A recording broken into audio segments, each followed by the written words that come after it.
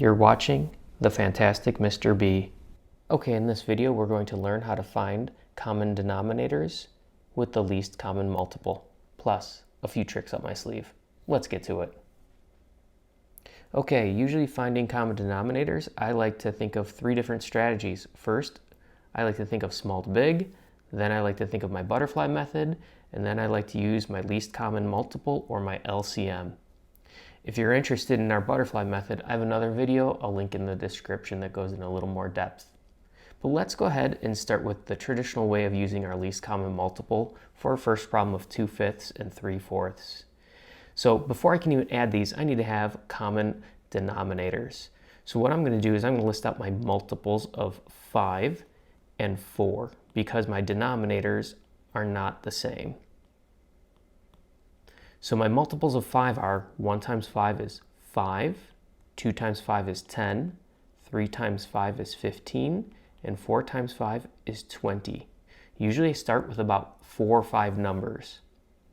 Now my multiples for 4 are 4, 2 times 4 is 8, 3 times 4 is 12, 4 times 4 is 16, and I'm going to stop. I look at both rows and I don't have any numbers in common, but I do see that my 4s, I have a 16, and in my 5s I have a 20. And so my 4s haven't even caught up to my 5s yet. So I'm going to do one more for the 4, and 4 times 5 is actually 20. Now I have common multiples. By doing that 4 times 5, I have common multiples of 20. So I link those together. So now, in my problem, before I even think of adding, I'm going to go ahead and I'm just going to put in my new denominator of 20. Look how much work is already done. To get from 5 to 20, I had to multiply by 4. I can also do that by counting how many steps or multiples I used. So in my 5s column, I went 1, 2, 3, and it's my 4th number. So I had to multiply this by 4. For my 3/4, I had to multiply this by 5, and I can double check from my multiples of 1, 2, 3, 4, and 5. So I had to multiply this times 5 to get to 20. Now, the saying is, whatever I do to the top, I do to the bottom. Whatever I do to the bottom, I do to the top. So since I multiplied 5 times 4, I have to do 2 times 4. And 2 times 4 equals 8. So my new equivalent fraction is 8/20. And same thing on my other side here. I did 4 times 5, so I need to do 3 times 5 here, and 3 times 5 is 15. These are now equivalent fractions with common denominators. So I could go ahead and I could add 8/20 and 15/20. Let me clear some of this out of the way. Okay, so we're going to find our common denominators for 2/7 plus 10/14. However, this time I'm going to use my strategies first of small to big, my butterfly method, and then possibly least common multiple. Let's see what we need to do. For my first strategy of small to big, I want to see if my smaller denominator of 7 can go into the larger denominator that I have. And I think, hey, can 7 go into 14? Or how many times can 7 be multiplied to fit into 14 evenly? And I can multiply 7 times 2 to get to 14. So what this is telling me is that I can keep 10/14. So this gets to stay the same. Now for my left side, I just have one problem to do. And I know that 7 times 2 equals 14. So all I have to now do is whatever we do up to the bottom, we have to do to the top. So 2 times 2 equals 4.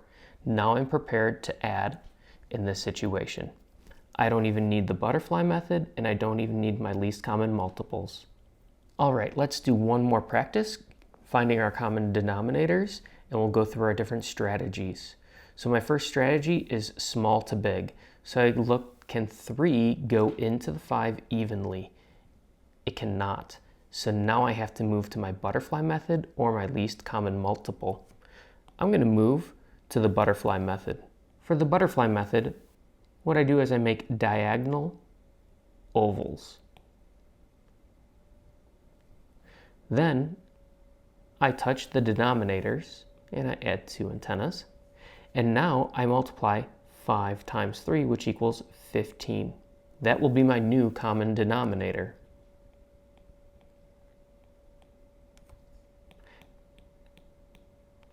I can simply cross multiply diagonally from 3 times 4 equals 12, and then 5 times 2 diagonally equals 10.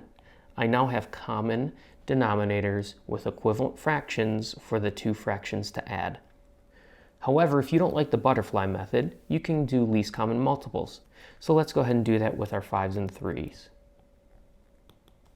So 5 times 1 is 5, 5 times 2 is 10, then 15, and then 20. And then for 3s, I have 3, 6, 9, 12, and 15. And I notice that my 15s are my least common multiple. So those are going to be my new denominators. Notice how I set up my problem so I can see my work clearly. Now I just need to think 5 times 3 equals 15, so 4 times 3 equals 12.